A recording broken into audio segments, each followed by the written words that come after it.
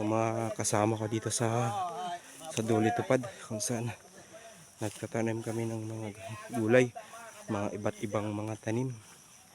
At napakaswerte ko kasi nasama ako dito sa project na ito. Kahit nag-aaral ako, pasalamat ako, makalaking tulong na din ito sa akin bilang isang mag-aaral. May malaman din ako at kung paano pa magtanim ng mga iba't ibang mga gulay.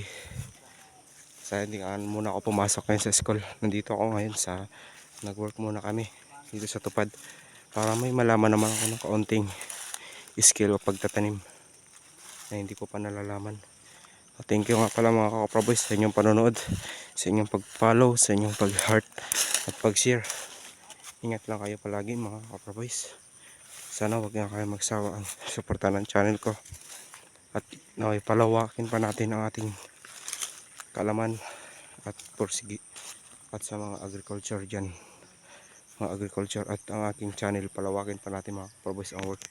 Ang Kako Proboys Vlog. Thank you. Ingat lang ako.